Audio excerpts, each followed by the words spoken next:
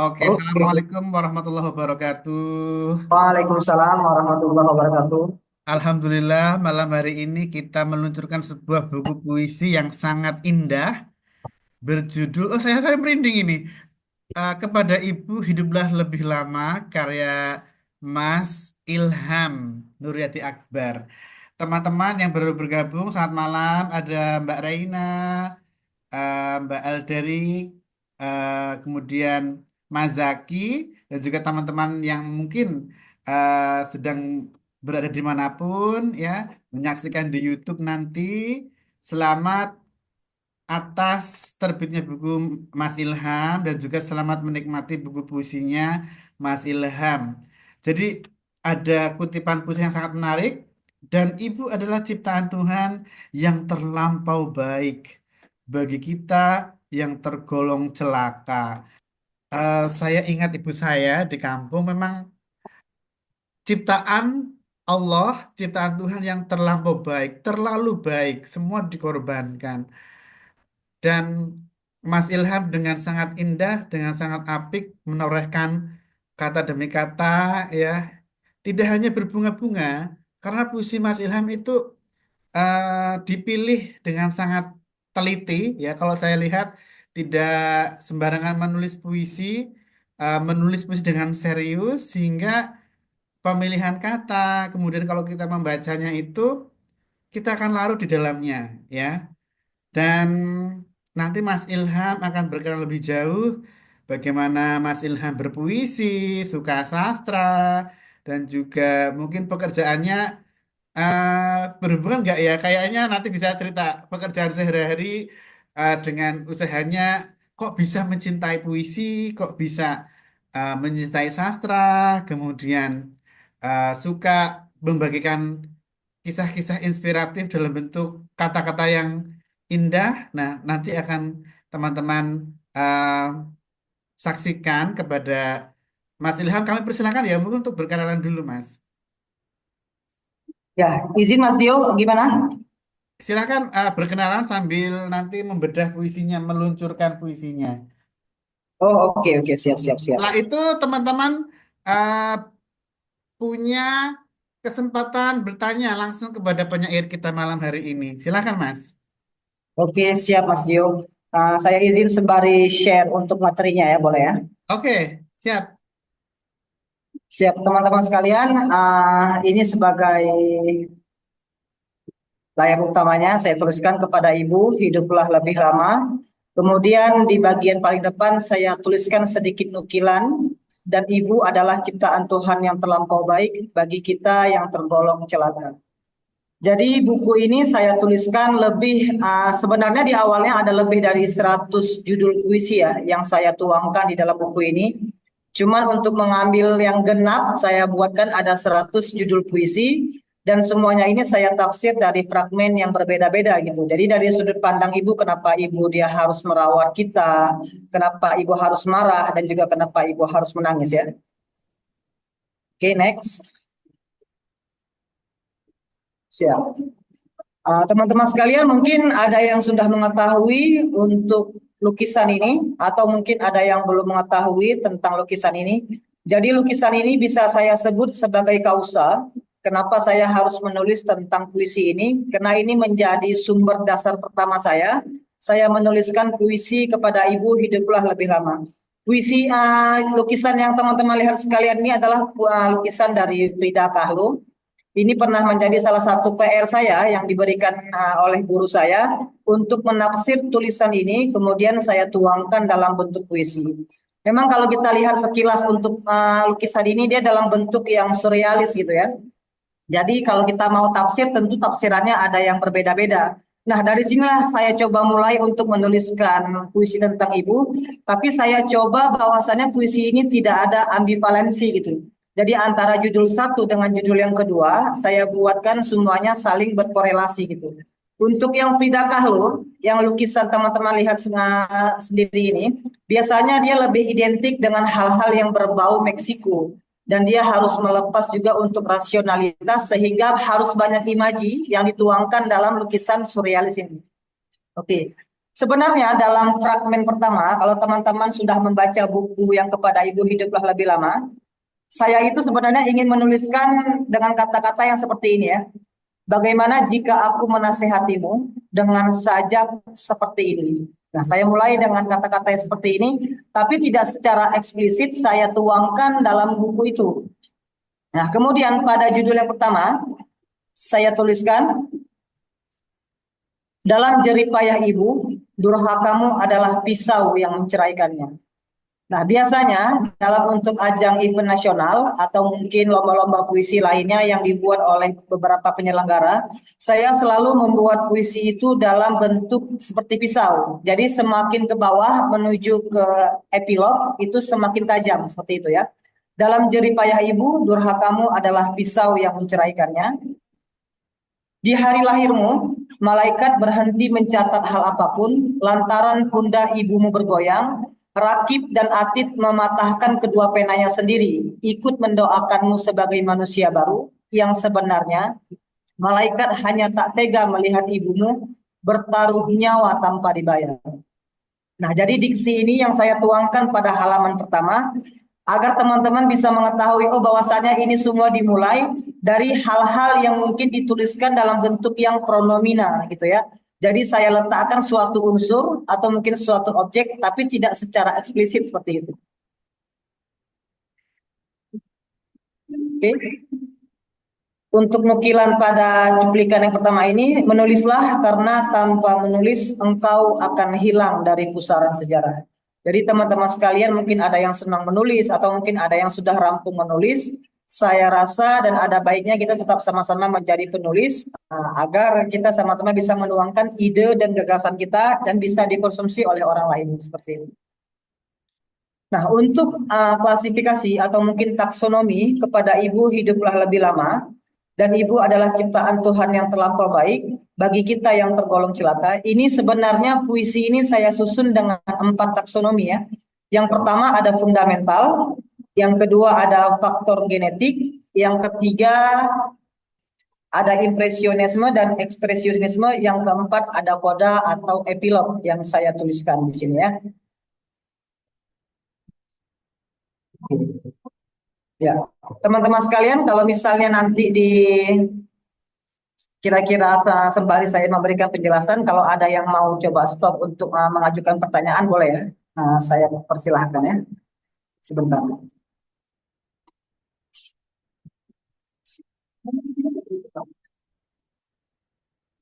Ya, kita mulai untuk yang pertama, yaitu fundamental saya menuliskan kepada ibu hiduplah lebih lama. Fundamentalnya, yang pertama, tentu karena merawat ibu adalah perasaan di antara dua kubu gitu ya. Nah, sebenarnya inilah yang pernah saya tuliskan di dalam buku tersebut. Nah, kalau misalnya teman-teman sudah membaca, merawat ibu adalah perasaan di antara dua kubu. Kenapa merawat ibu adalah perasaan di antara dua kubu? Karena yang pertama adalah kesempatan kita membalas jasa. Sedangkan yang kedua adalah kesedihan menjelang tiada. Nah, sebenarnya kesempatan kita membalas jasa ibu dan kesedihan menjelang tiada akan adanya ibu adalah seperti cermin terbalik ya, yang sering kita rasakan seperti itu. Yang kedua, saya meletakkan faktor genetik ibu dan kampung halaman di dalam puisi ini. Jadi di dalam tubuh puisi ini tentu saya harus memasukkan faktor genetik. Jadi sebenarnya hampir semua penulis itu bisa kita lihat faktor genetiknya. Misalnya seperti teman-teman yang suka membaca puisi Taufik Ismail ya. Di situ kan sering dikaitkan dengan bahasa-bahasa yang misalnya seperti bahasa stetoskop gitu ya, atau mungkin bahasa-bahasa yang sering kita jumpai di dunia kesehatan. Kenapa? Karena Taufik Ismail sendiri itu sebagai dokter. Nah, makanya lah di situ ada dia munculkan untuk yang tulisan-tulisan berkaitan dengan faktor genetik. Atau mungkin teman-teman sekalian sering membaca puisinya Zama Azawawi Imran gitu ya, tentang bukit, tentang laut gitu ya, atau mungkin tentang rumah desa. Pasti setiap penulis akan memunculkan faktor genetiknya, yaitu merupakan struktur fisik, bahasa, dan struktur makna yang menjadi pikiran dan perasaan yang diungkapkan dalam puisi kepada ibu hiduplah lebih lama. Ini menjadi dua hal yang saya tuangkan ke dalam salah satu taksonominya seperti itu. Nah, ada sebuah adagium yang saya rasa ini juga menjadi salah satu pencetus saya menuliskan buku kedua ini, yaitu seorang penulis itu menghabiskan waktunya bertahun-tahun dengan sabar demi menemukan makhluk kedua dalam dirinya. Jadi sebenarnya nukilan yang dituliskan oleh Orhan Pamuk ini sebenarnya ini benar-benar sesuai dengan keadaan diri saya, karena mungkin saya dari tahun 2016 sudah merantau, termasuk juga dengan tahun sekarang, yang membuat posisi saya jauh dengan orang tua, jauh dengan ibu, jauh dengan ayah saya, sehingga saya mungkin terpantik untuk menuliskan diksi kepada ibu yang keseluruhannya, dan fragmen-fragmennya itu saya ambil tentang ibu gitu. Nah, yang ketiga ada ekspresionisme dan impresionisme. Yang pertama, saya meletakkan juga pada puisi ini yaitu objek yang kenyataan. Tentu saja bukan hanya tentang kesan dalam diri penyair ya. Misalnya kenyataan yang mungkin tanpa sadar teman-teman mungkin sering melakukannya. Contoh, misalnya objek ini saya bisa mengambil dari sudut pandang seorang ibu yang matanya sering kita jadikan budak atau kita suruh dia menjadi pembantu untuk mencari gunting kuku gitu ya. Atau mungkin seorang ibu yang saban hari dia mencuci baju kita yang penuh debu akibat kenakalan.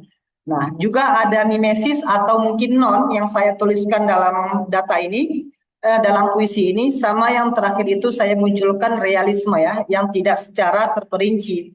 Jadi teman-teman sekalian mungkin kalau misalnya telah membaca buku saya, tentu saya akan menghindari yang artinya ambivalensi antara satu judul dengan judul yang lain. Itu pasti saya buatnya dalam bentuk yang bersinggungan seperti itu. Untuk materi saya tidak mau terlalu panjang lebar karena saya lebih suka nanti untuk diskusi atau sharing. Jadi kalau teman-teman kira-kira ada yang merasa kira-kira ini ada celah untuk diajukan pertanyaan, silahkan nanti teman-teman boleh mengajukan atau boleh ketik melalui chat ya. Oh, ini jumlahnya sudah 9 orang ya, yang ikut join Zoom ya, lumayan. Oke, kemudian saya menuliskan di dalam salah satu judul itu, Bu, di kehidupan kedua nanti, atau di kehidupan ketiga, bahkan mungkin di kehidupan yang lain, bolehkah Ibu mencintaiku seperti sekarang? Sebab tanpa hal itu, aku tak pernah merasa hidup. Ini juga saya tuangkan ya. Untuk nukilannya saya ambil, sebab di ribuan hari yang aku tak tahu, ia khusyuk dan menangis memikirkan nasabku. Nah, jadi ini juga saya letakkan pada fondasi puisi seperti dengan kata-kata ritme atau mungkin simile gitu ya.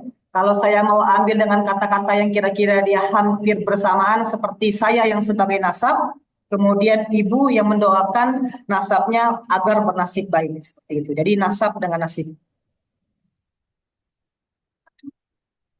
Nah, yang keempat, semoga waktu tak terburu-buru mematahkan ruh dalam tubuhmu, sebab aku tak ingin ada penyesalan, sebab aku tak ingin ada penyesalan, membiarkan tangan yang memberiku makan, menggenggam rindu saat pulang ke pelukan Tuhan. Nah, jadi yang saya tuangkan di dalam materi ini adalah hal-hal mendasar yang membuat saya itu harus menulis tentang puisi ini yang saya rampungkan dalam kurun waktu hampir setahun. Tapi tetap untuk kausanya saya ambil dari lukisan Frida Kahlo ya, gitu ya. Oh, di sini ada yang ikut join, ada Mas Titan. Biasanya Mas Titan tuh sering tuh coba ngulik atau mungkin melihat lukisan-lukisan dari Frida Kahlo, Pablo Picasso gitu ya. Atau mungkin dari uh, pelukis yang lainnya. Oke, terima kasih teman-teman sekalian. Pada akhirnya puisi yang diciptakan itu lahir untuk menjalani nasibnya sendiri. Jadi buku kedua saya kepada ibu hiduplah lebih lama. Saya tafsir dari sudut pandang ibu yang berbeda-beda, termasuk juga dari sudut pandang anak yang ingin mengetahui kenapa ibu harus melahirkan kita di dunia ini dan kenapa ibu harus marah serta kenapa ibu juga harus menangis. Teman-teman sekalian bisa sapa saya melalui Instagram di Ilham Fellow. Silahkan di follow, nanti akan saya follow back. Siap, terima kasih Mas Dio untuk materinya. Sudah saya sampaikan, kalau sekiranya teman-teman ada mau diskusi atau mau tanya jawab, saya persilahkan. Luar biasa, Mas Ilham Velo nama IG-nya dan pemaparannya sangat keren sekali. Em, Walaupun apa namanya ya kita merasakan baru aja, tapi sangat dalam ya pemaparan Mas Ilham. Bermula dari sebuah lukisan Kalho itu sangat terkenal sekali. Frida Kahlo itu sangat terkenal sekali yang surrealis tapi penuh makna. Em, dan Mas Ilham membagi menjadi empat bagaimana menulis puisi. Ternyata menulis puisi itu perlu disiplin ilmu, ya, perlu pemahaman yang mendalam sehingga yang kita tuliskan menjadi sebuah karya yang sangat luar biasa. Ini ada kutipan dari Orhan Pamuk. Orhan Pamuk boleh boleh dibantu dibacakan, Mas. Saya penyuka Ya, Orhan Pamuk, terutama ini, Mas. Saya yang sangat suka adalah Istanbul, kenangan sebuah kota. Memoirnya sejak kecil sampai dia dewasa luar biasa sekali. ya. Siap Mas Dio. Ini yang nukilan dari adagium dari Orhan Pamuk ya, yaitu seorang penulis itu menghabiskan waktunya bertahun-tahun dengan sabar demi menemukan makhluk kedua dalam dirinya.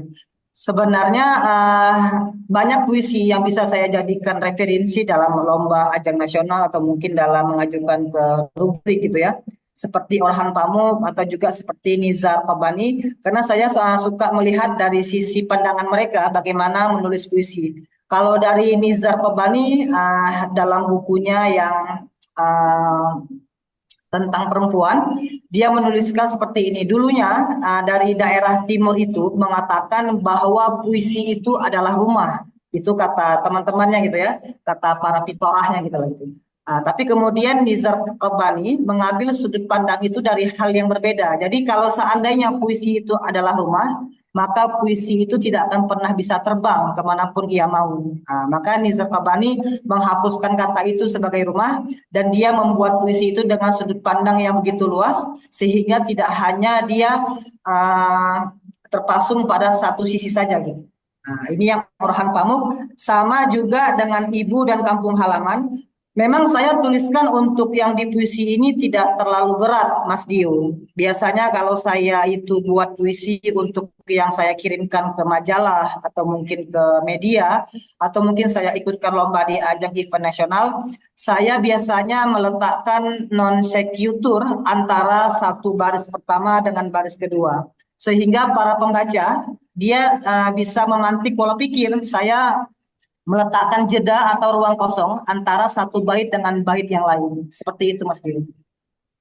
Oke. Teman-teman ini sudah ada yang komen atau mungkin boleh bantu open kamera yang barusan komen maupun yang belum komen untuk berinteraksi begitu. Mas Iqbal mungkin atau Mas Titan dulu. Silahkan Mas. Boleh bantu open mic supaya diskusi kita seru gitu. Monggo Mas. Halo. Waduh, Ya, saya ini mau dengar aja ini, Mas. Oh nggak apa-apa. Mau dengar-dengar aja ini. Salam kenal. Salam kenal ya. Oh ya, oke. Terima kasih ya, Mas. Selamat ya, Mas Ilham atas bukunya ya.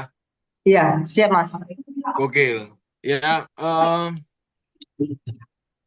satu hal yang penting itu tadi tentang Frida itu kan biografi dia itu kan hancur lebur kan itu. Dia Ya. Iya. diselingkuhi itu, oh, tubuhnya cacat itu kan dan segala macam. Ya mungkin memang Frida itu bisa jadi simbol apa ya? Ibu itu kan selalu berkorban gitu. Berkorban gitu ya dan mungkin ada kesamaan antara sosok ibu dengan Frida itu di dalam lukisan-lukisannya gitu ya. Saya ngeliat puisi-puisi Mas Ilham ini apa namanya apa ya hasil-hasil diskusi kami atau Mas Ilham tanya atau apa segala macem gitu. Ya, cukup konsisten, intinya tuh konsisten nulis puisi gitu loh, bukan hanya apa namanya mencari gaya atau apa gitu. Yang penting konsisten nulisnya itu loh menurut saya. Ya karena gaya itu kan pasti berubah-berubah ya. Saya selalu pakai pakai fase ya namanya. Kalau baca Afrizal itu kan fasenya berubah-berubah ya. Dia tidak tetap gitu ya. Malah sesuatu yang tidak tetap itu semakin menarik. Artinya dia kegandrungannya ada kemana-mana gitu. Mungkin suatu hari nanti Mas Ilham menulis puisi lewat musik misalnya itu bisa saja terjadi hal-hal seperti itu. Menulis puisi lewat arsitektur-arsitektur dunia misalnya gitu. Jadi yang menarik adalah di dalam sastra itu adalah seorang penulis puisi harusnya membaca di luar sastra, ya. Misalnya science, geografi misalnya, geologi, astronomi dan segala macam kan. Itu kan tadi bukan sastra itu. Frida itu kan bukan sastra. Walaupun André Breton juru bicara surrealis itu kan seorang penyair ya. Dia penyair Prancis kan. Tapi kan dia berteman dengan seniman, René Magritte, Max Ernst, siapa lagi? Itu kaum surrealis itu kan jarang sekali ada yang penyair. Tristan Tzara misalnya itu penyair. Nah, jadi itu satu hal yang menarik ya. Eh itu sih sebenarnya. Jadi panjang ya, aku mau dengerin aja. Thank you, thank you. Nggak apa-apa, Mas Titan. Terima kasih atas tanggapannya, teman-teman sekalian. Mas Titan ini juga berbarengan dengan saya juga baru menerbitkan buku keduanya, yaitu Simulasi Sakaratul Maut gitu ya. Teman-teman sekalian nanti mungkin bisa beli juga tuh buku Mas Titan di toko Gramedia terdekat gitu ya. Terima kasih Luar Mas Titan. biasa. Saya juga sering sharing nih dengan Mas Titan terkait misalnya kayak lukisan-lukisan gitu ya. Kebetulan memang Mas Dio izin untuk yang puisi saya ini dulu itu memang saya ada dikasih tugas itu ada 3 pelukis ya. Ada Frida Kahlo, kemudian Salvador, sama yang terakhir itu dari Pablo Picasso. Jadi karena saya dianggap oleh guru saya itu untuk yang lukisan dari Frida Kahlo ini kira-kira yang saya buatkan dahulu, yang saya pernah jadikan tugas itu terlalu biasa gitu. Nah, jadi kata guru saya, coba Ilham buatkan puisi yang kira-kira di luar dari imajinasi teman-teman yang lain dengan sudut pandang yang berbeda seperti itu. Itu guru apa kalau boleh tahu, Mas? Gimana tuh, Mas Dio? Guru apa? Guru sastra atau guru apa? Kalau Mas Ditan itu buku puisi juga? Bukan, bukan. Tugas menulis puisi berdasarkan lukisan dari guru siapa waktu itu? Oh, apa saya bilang nama gurunya kah? Ya komunitas atau di bangku kuliah? Oh enggak, ini memang secara private ya. Dari ini Mas dulu dari Mas Royan Julian, salah satu dewan juri DKJ. Oh, Mas Royan Julian saya kenal orang Kenal ya? Madura kan? Iya, kenal ya. Jadi itu Eh, Mas Royan Julian itu sering tuh kayak misalnya coba buatkan puisi dalam bentuk lukisan, dalam bentuk menafsir lukisan, kemudian coba buatkan puisi dari cerita-cerita atau hal-hal yang khurafat gitu ya. Sama coba tes buatkan puisi juga dari musik-musik instrumen, seperti itu.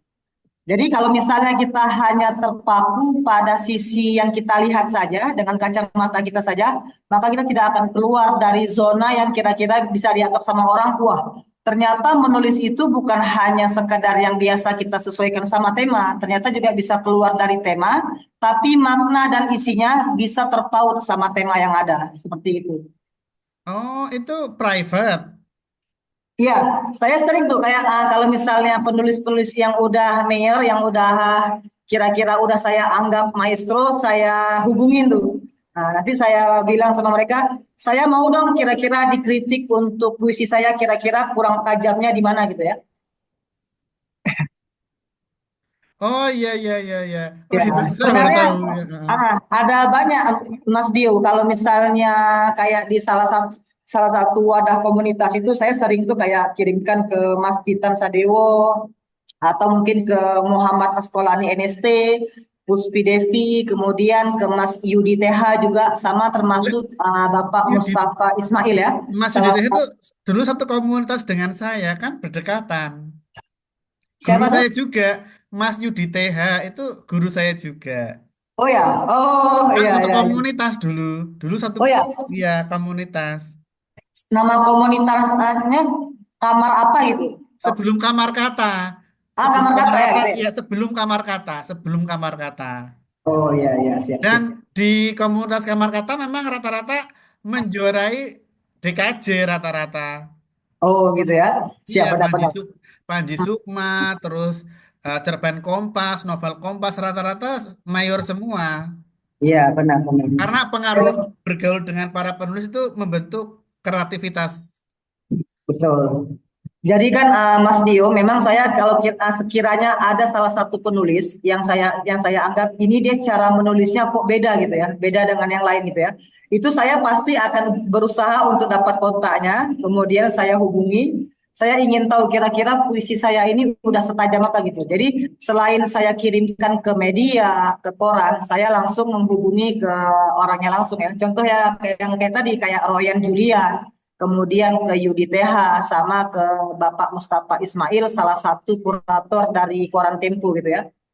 Nah, jadi teman-teman sekalian mungkin yang ikut bergabung di sini, kalau misalnya dibilang untuk apa sih kita mengirimkan puisi kita ke redaktur atau mungkin ke rubrik gitu ya, sebenarnya itu adalah hal yang paling bagus. Jadi untuk mengukur kira-kira puisi kita sudah sejauh mana dan sebagus apa ya, ya maka kita kirimkan. Kalaupun puisi yang kita kirimkan dalam jangka waktu 3 bulan kita anggaplah puisi itu tidak bisa lolos pada rubrik media, berarti sang kurator telah bekerja dengan baik. Kenapa? Karena kan sang kurator pasti dia ingin menyelamatkan medianya dari tulisan-tulisan yang jelek gitu kan.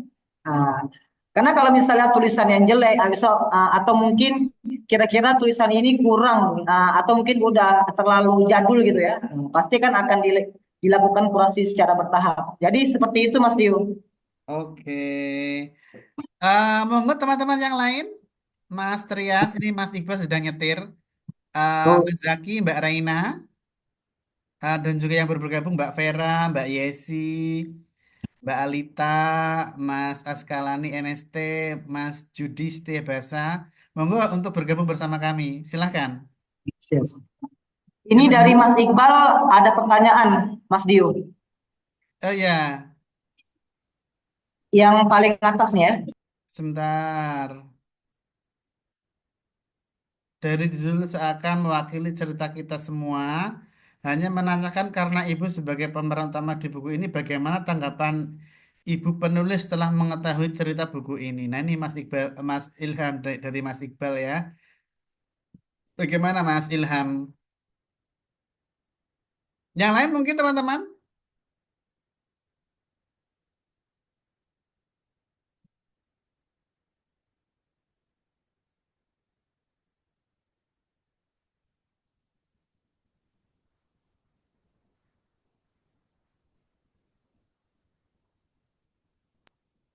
Dio izin saya membacakan pertanyaan dari Mas Iqbal ya. Ya, Dari silakan. judul buku seakan mewakili cerita kita semua, hanya menanyakan karena ibu sebagai pemeran utama di buku ini, bagaimana tanggapan ibu penulis setelah mengetahui cerita buku ini gitu ya.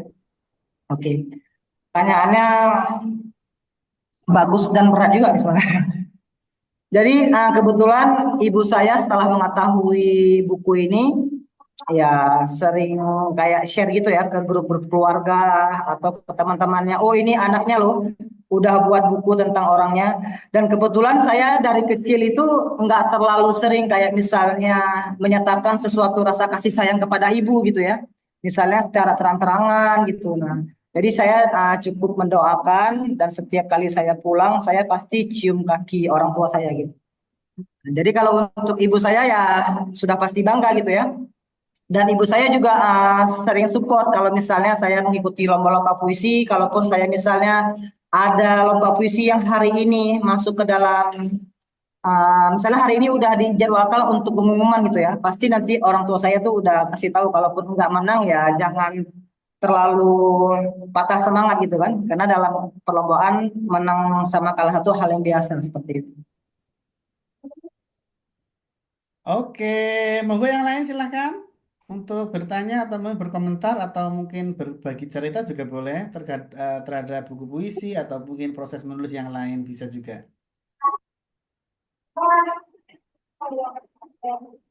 Monggo.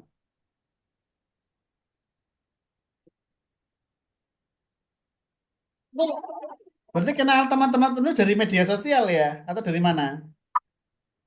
Ini macam-macam Mas, ada yang teman juga, ada yang dari satu komunitas sama saya, ada teman juga yang dari satu pekerjaan, satu kampung halaman gitu ya. Ini Oh, kayak yang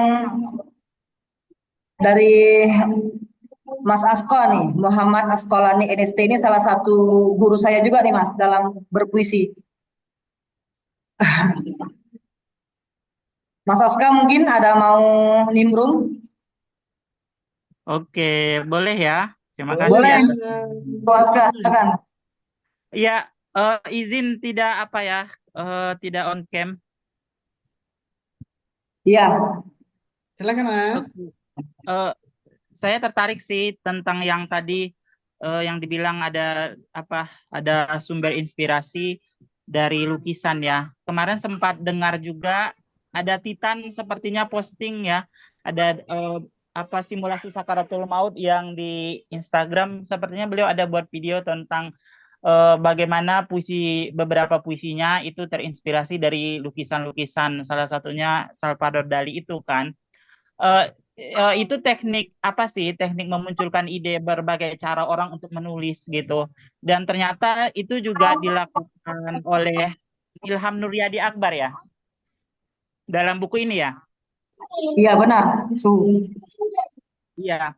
Nah, saya punya guru puisi yang cukup lama ketika waktu dulu 2000 berapa ya? 2009 atau 2010 saya membeli buku yang murah banget waktu itu, ada Gramedia datang ke sekolah ke kampus. Jadi saya beli Malam Cahaya Lampion. Jadi buku itu termasuk sampai sekarang buku yang saya bangga-banggakan lah, yang saya senang banget gitu.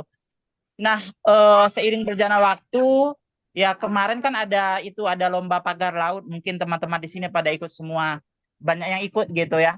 Jadi karena saya tertarik dengan lombanya tapi nggak ikut, kemudian saya lihat banyak orang-orang besar di grup itu, akhirnya saya ketemulah sama Tan Lui itu, penulis dari Malam Cahaya Lampion. Nah, karena saya merasa dia adalah guru saya pernah melakukan aksi konyol ketika ada pertemuan penyair di Kalimantan Selatan.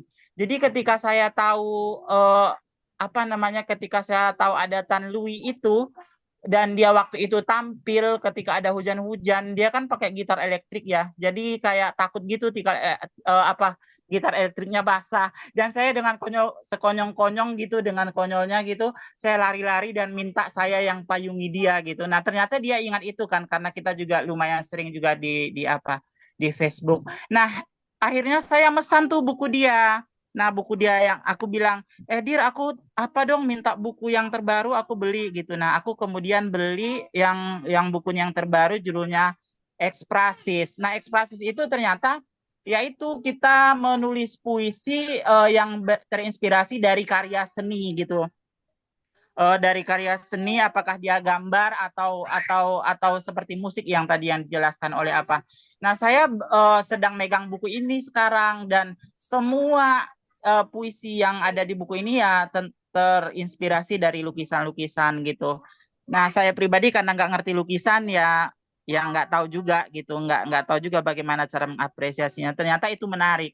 Dan itu dilakukan oleh Tan Lui, dilakukan juga oleh Titan Sadewo, dilakukan oleh Ilham Nuryadi Akbar, dan saya percaya dilakukan oleh banyak orang juga gitu. Kemudian yang tentang, saya tertarik juga ada pertanyaan tadi dari Zaki ya, Zaki Fardila ya, yang sebenarnya untuk pemateri ya, tapi mungkin saya bisa bercerita sedikit lah gitu tentang, karena saya juga menulis gitu tentang ibu tadi. Pertanyaannya kan gimana respon ibu Mas Ilham Nuryadi Akbar ketika tahu bukunya terbit gitu.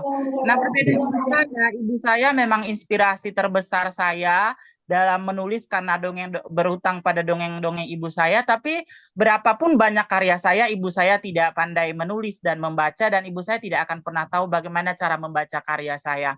Tapi saya sangat berterima kasih kepada ibu saya, karena ibu saya adalah orang yang benar-benar mendukung apapun itu gitu.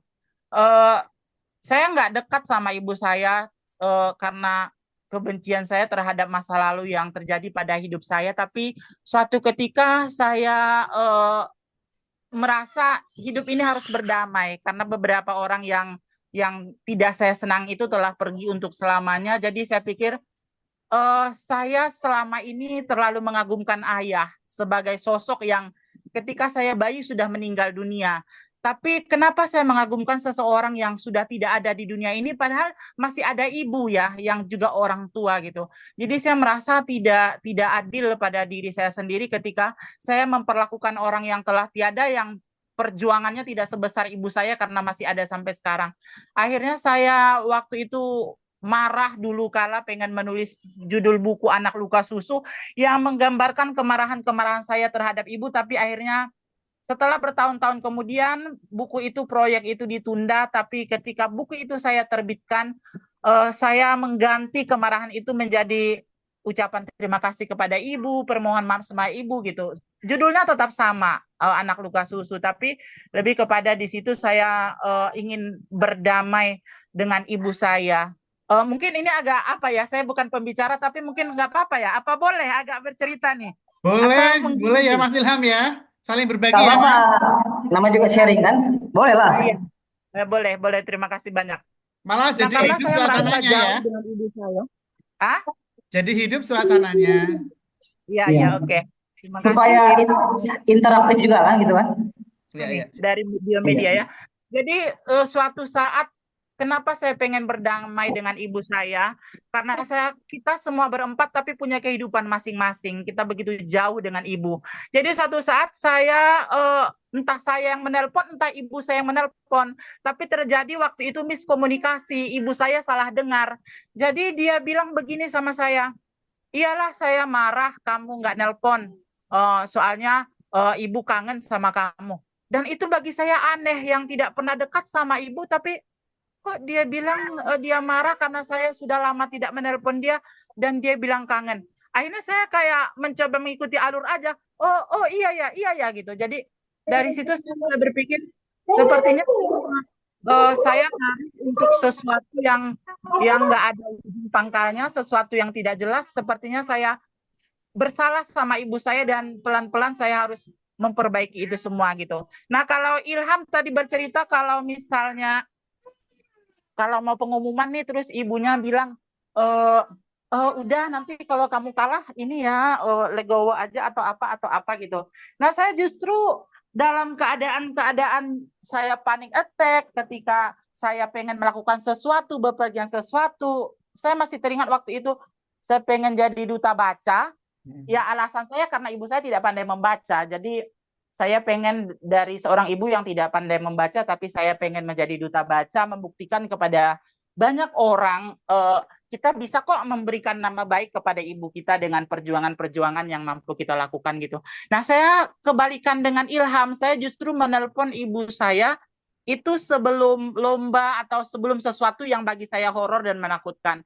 Dan tidak jarang saya itu kayak kaget sendiri dengan reaksi ibu saya karena saya merasa tidak begitu dekat dengan ibu, tapi kadang reaksi ibu saya berdoa sedemikian sedemikian ininya gitu, sedemikian apa ya, kayak bikin terharu gitu. Termasuk kemarin dia mau umroh ya, jadi ketika ekonomi begitu sulit gitu, terus saya kerjanya nitip doa aja gitu. Tolong dong Mak doain biar biar ini biar biar apaku lancar, kelasku lancar, terus ini begitu. Alhamdulillah ya, dalam 3 hari ibu saya di Mekah, keajaiban-keajaiban itu datang gitu. Jadi mungkin di sini orang-orang juga, dan tiba-tiba orang yang 10 tahun lebih nggak ketemu saya tiba-tiba memberikan pekerjaan, hanya ngomong depan kamera 2 jam dikasihnya 1.500.000. Saya pikir itu adalah keajaiban ibu ya. Jadi kita semua yang ada di sini juga memiliki ibu. Jadi mungkin kita sebagai penulis tidak ada berbagi tentang apapun itu dengan ibu kita, tentang menulis ini, karena barangkali mungkin kita menganggap ibu kita tidak pintar, ibu kita tidak pernah pergi ke sekolah, ibu kita tidak pernah pergi menulis, tapi kita jangan lupa kita yang mengaku hebat, kita yang mengaku segala-galanya ini tidak akan pernah ada, uh, tidak akan pernah ada tanpa ibu kita. Mungkin kita dengan pendidikan sarjana doktorat kita merasa kayak oh, I'm everything, I can do it. My mother don't know about that gitu. Ibuku nggak pernah sekolah, nggak akan tahu ini gitu. Tapi tidak, ibu kita belajar dari hidup. Ibu kita banyak kebijakan-kebijakan yang tidak kita dapatkan dari bangku sekolah, tapi ibu kita belajar dari kehidupan gitu. Terima kasih teman-teman. Mohon maaf saya agak banyak sekali berbicara. Terima kasih. Terima kasih Mas, sangat luar biasa ya sharingnya. Memang betul sekali yang tadi disampaikan dan bagaimana ketika menelpon ibu, kemudian reaksinya bagaimana ya. Tetapi Mas Ilham, ibunya Mas Ilham terutama ya, itu memberikan statement yang menarik, pernyataan yang menarik kalau mengikuti lomba. Karena lomba itu kan memacu kreativitas ya, memacu memeras otak, membaca sekian referensi dan juga tidak hanya menggali ide, tapi bagaimana mengeksekusi sebuah ide itu. Nah, bagaimana respon Ibu Mas Ilham saat terbit juga? Dan akhirnya tadi saya sempat kita semua sempat dengar bahwa kalau lomba menang kalah hal yang biasa. Nah, sebenarnya itu apa ya?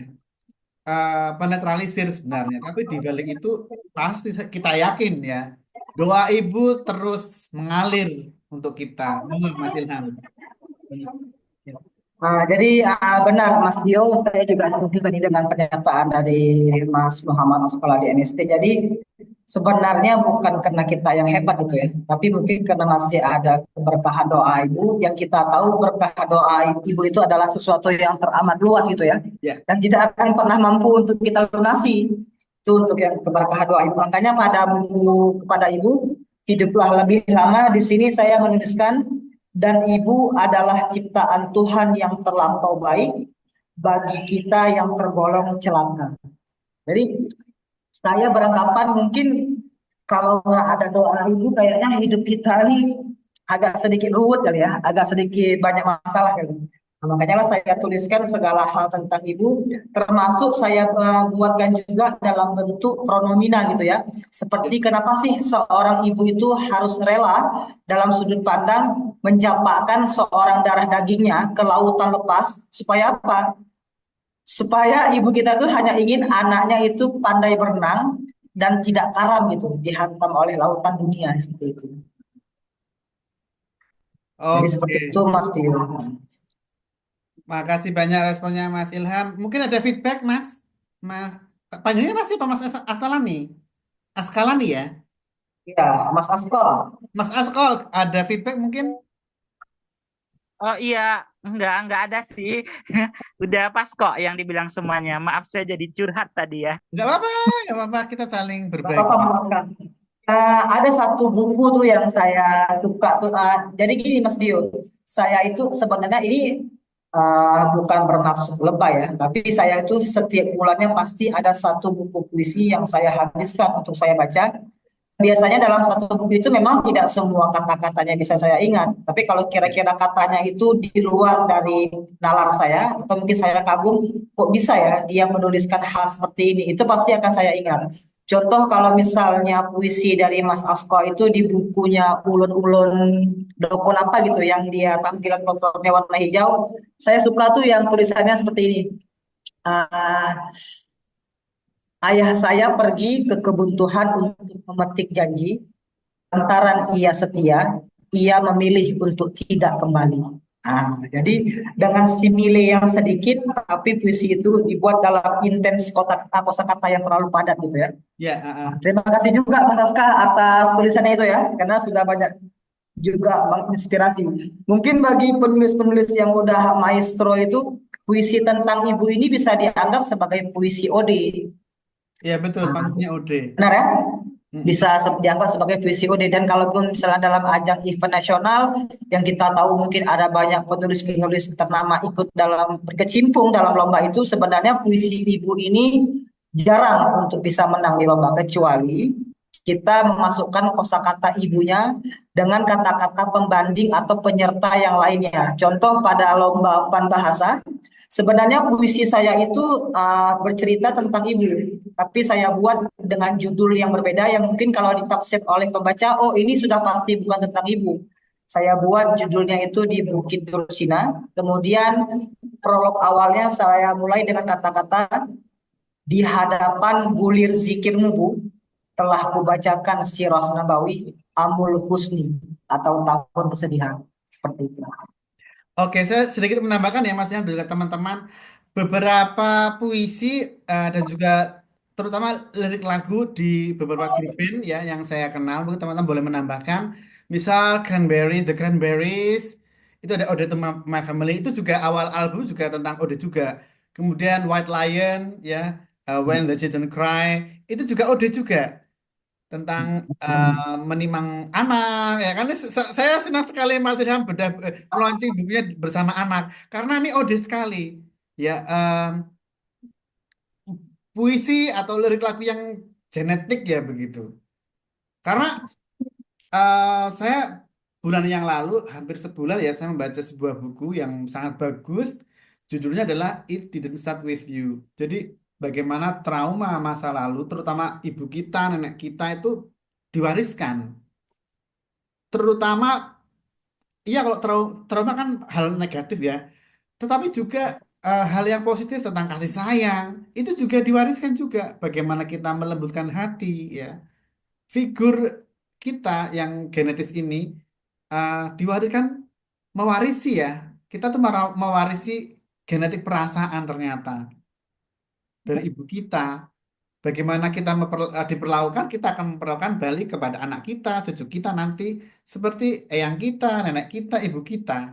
Dan itu genetik. Saya suka sekali konsepnya Mas Ilham. Yang lain monggo ya, kita persilakan satu Ya. kode lagi ya. Monggo yang lain, Mbak Reza. Teman-teman nih yang lain mungkin kalau misalnya ada yang mau bertanya silahkan bagaimana cara penulisan, kemudian kira-kira idenya diambil dari mana atau mungkin hal-hal yang lain yang di luar konteks tadi saya memberikan penjelasan boleh? Boleh banget, Silakan. silakan. Siapa dulu, Mbak Yesi atau Mas Judi atau yang lain? Eci dari Palembang. Oke. Eci. Yesi Oh, Mbak Yesi, Permatasari. silakan, Mbak Yesi, silakan. Teman saya Rio Johan mungkin kenal ya, yang sekarang di Prancis. Itu orang Palembang, teman adik kelas saya kuliah, tapi beda jurusan. Satu komunitas juga, namanya Oh Komunitas ya. Pawon. Oh, siap, Dan siap. gara-gara bergaul di Komunitas Pawon, yang teman-teman senior sudah mayor semua, saya jadi terpantik nulis di koran, tembus Jawa Pos, begitu.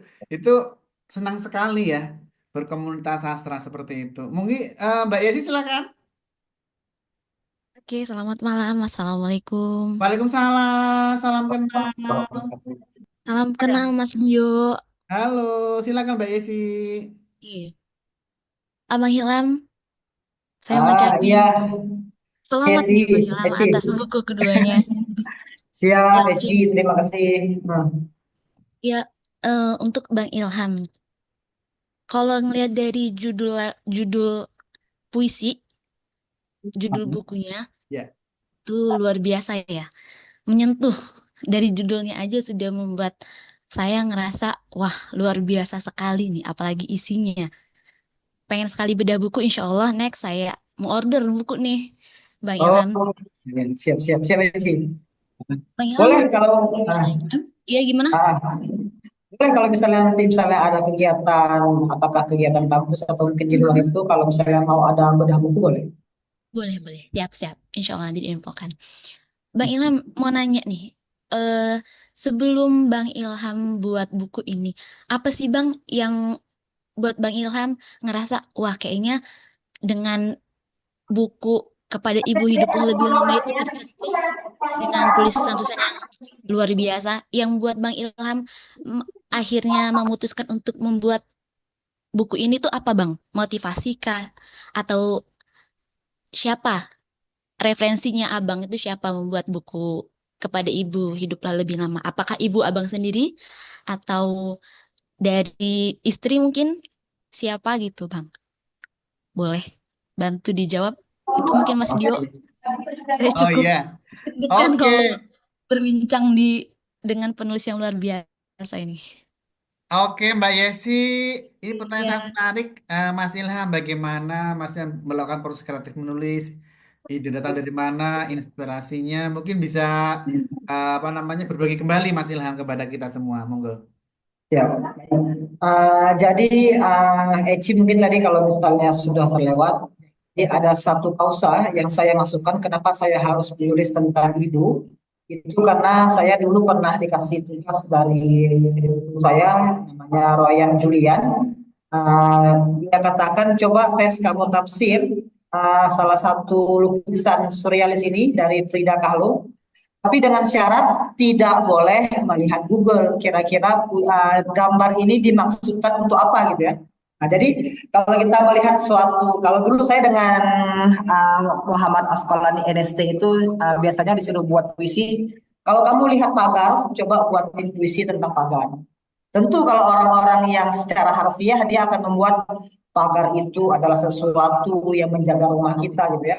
atau mungkin pagar itu adalah sesuatu yang membatasi antara ruang diskusi satu sama yang lain. Tapi kalau misalnya penulis yang lain, pasti dia akan memunculkan diksi yang berbeda. Jadi kausanya yang belakangi puisi saya ini adalah dari puisi Frida Kahlo. Karena di tulisan Frida Kahlo ini sudah pasti kalau kita hanya mencari di Google, maka kita akan terpaku pada deskripsi atau narasi yang dituangkan ke dalam media tersebut. Nah, jadi inilah asal mula saya menuliskan buku tentang ibu. Terus kenapa saya ambil judulnya Kepada Ibu Hiduplah Lebih Lama? Karena ada banyak buku puisi yang saya baca, itu biasanya berat-berat tulisannya. Nah, jadi kalau kayak orang-orang yang mungkin tidak terlalu suka sama sastra atau mungkin tidak terlalu mempelajari tentang sastra, pasti dia akan bingung. Kira-kira puisi ini masukkan untuk apa gitu ya? Kenapa bahasanya terlalu padat, kemudian bahasanya melompat-lompat seperti itu. Jadi saya buat dengan bahasa-bahasa yang ringan, tapi tetap saya masukkan unsur intensitas kosakatanya. Seperti itu, Eci. Jadi yang mendasarinya awal mulanya karena dulu saya pernah dikasih tugas, kemudian saya coba rampungkan karena lukisan itu saya menganggapnya sebagai seorang ibu yang menaungi seluruh anak-anaknya. Maka saya rampungkan dari satu judul puisi menjadi 100 judul puisi yang saya tuangkan ke dalam buku. Seperti itu. Bagaimana Mbak Esi, mungkin ada tanggapan lagi? Siap, siap.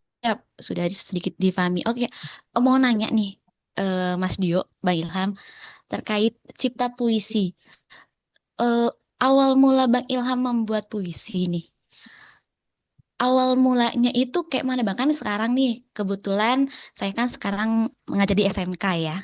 Ya, SMK ya. 6.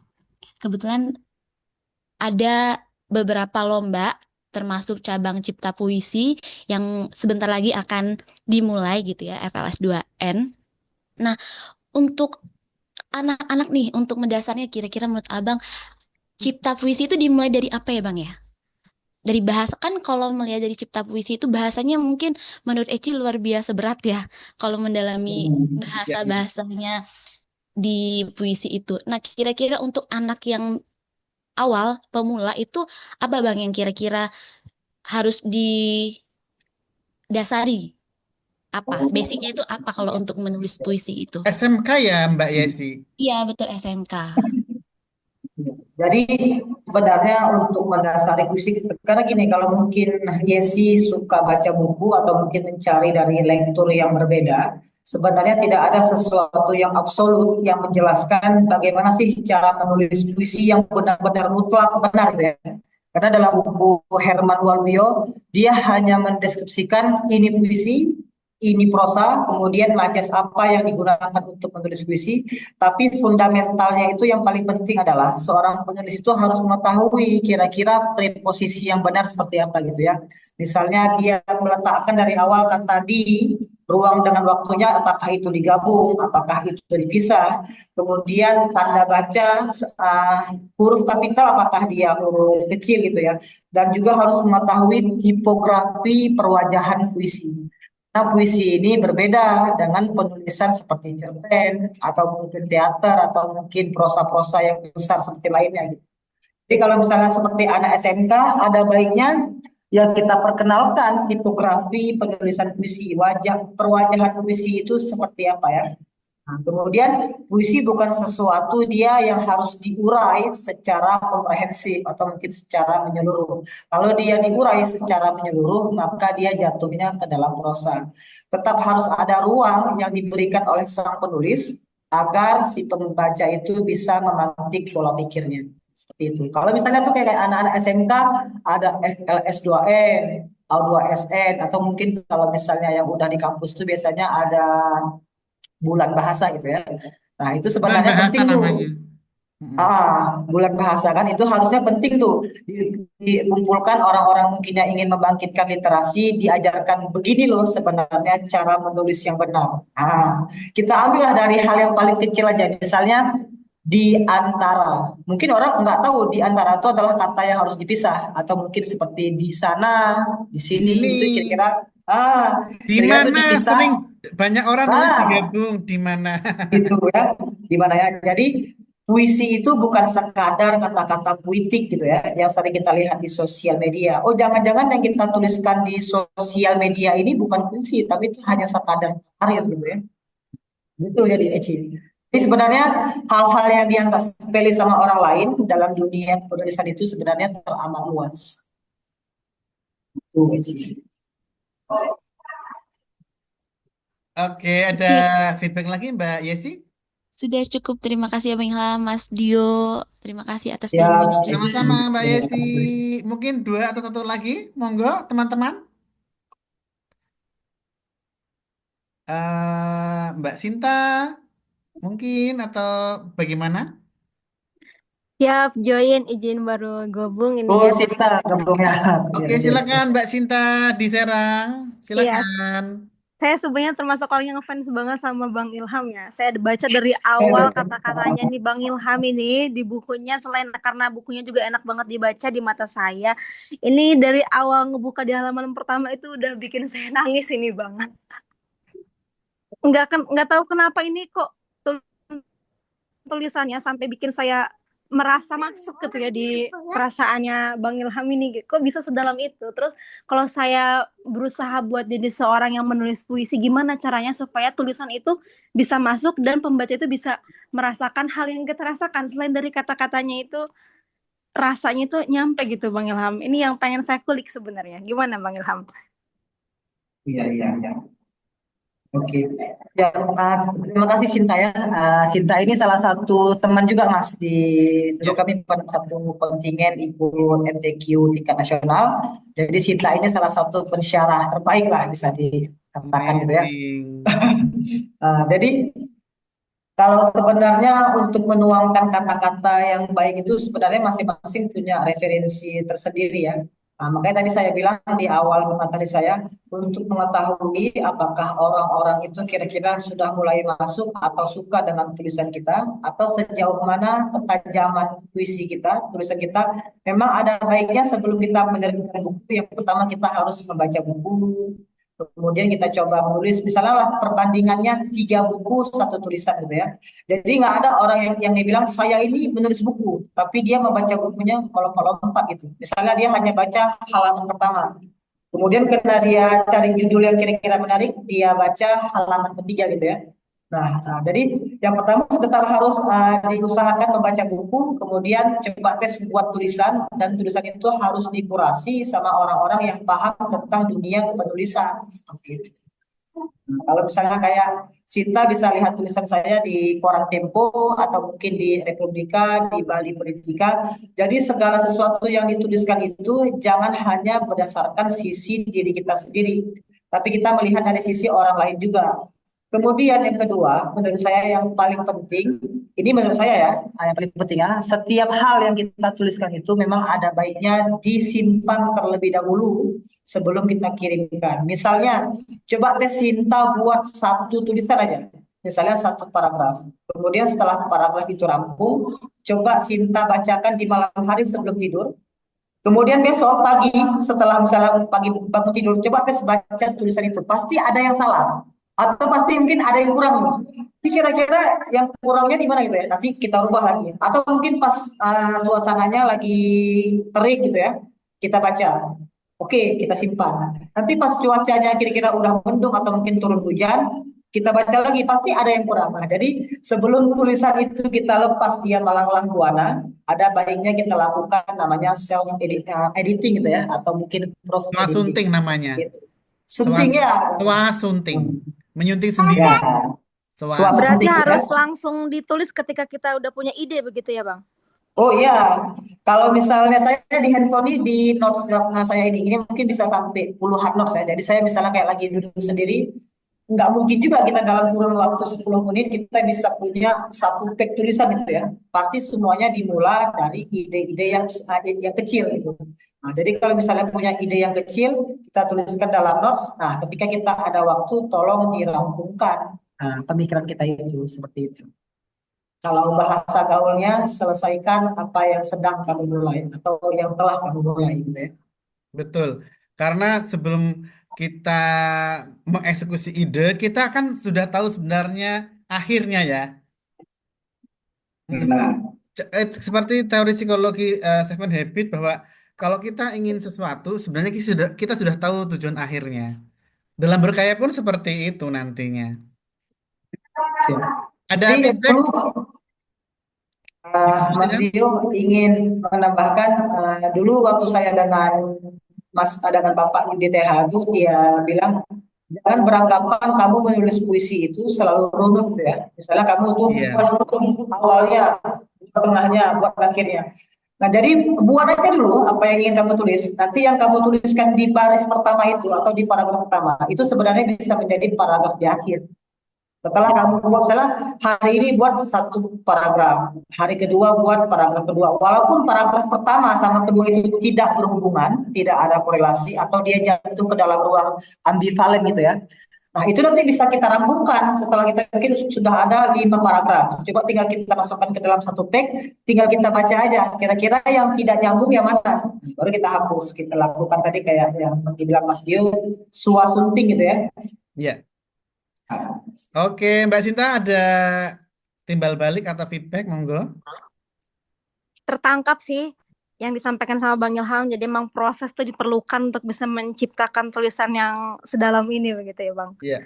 Siap. Terima kasih Bang Ilham. Sama-sama. Ya, Dari proses penulisan, kemudian pengendapan, kemudian swasunting, akhirnya menjadi karya yang sangat mantap.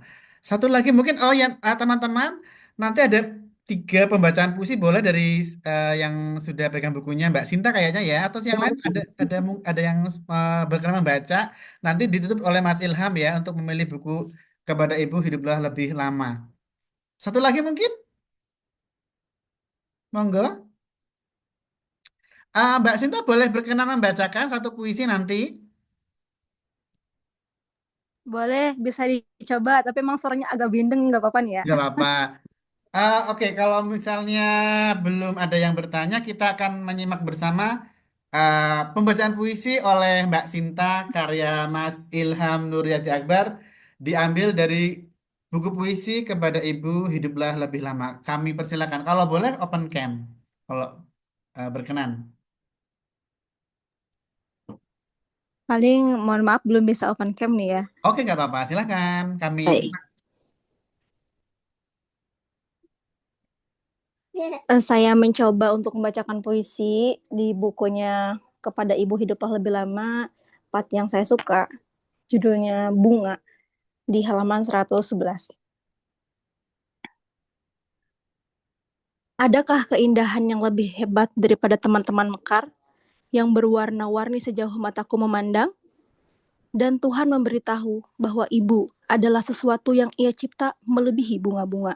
Langsa 2024. Terima kasih. Mbak Sinta. terima kasih Sinta. Oke, saya boleh izin menceritakan bahwa ilustrator kami, kenapa interior desainernya itu suka tema bunga yang jadi pilihan Mbak Sinta loh. Oh, di situ ya, Heeh, tampilannya ya. iya. Jadi eh, teman-teman kalau mungkin sekarang ada sebuah novel yang sangat viral, yang sepotong mie ayam ya sebelum mati ya. Ya, Heeh. benar. Itu yang membuat cover bukunya Mas Ilham. Ya. Oh, Heeh. iya, Iya, itu kan ilustratornya, ilustrator terbitan. isi, Iya, iya, ilustrator iya, isinya iya. yang membuat covernya bukunya Mas Ilham. Ilustrator isi ya, Oh, iya, iya, iya. ya nama namanya Mas Oh, Gofar. Kemudian sebelum kami tutup dengan puisi yang nanti akan dibacakan Mas Ilham, bahwa kami mengucapkan terima kasih dipercaya oleh Mas Ilham mengeksekusi mengerjakan proses produksi bukunya Mas Ilham. Nah, saya ingin tahu kenapa memilih Diomedia, Mas? iya, karena saya tahu kualitas dari Biomedia itu udah oke kan. Kemudian juga banyak penulis-penulis lainnya juga menerbitkan buku di situ. Dan saya yang paling suka terutama ya, yang buat saya itu menerbitkan di Biomedia itu responnya sangat baik. Itu yang paling saya suka.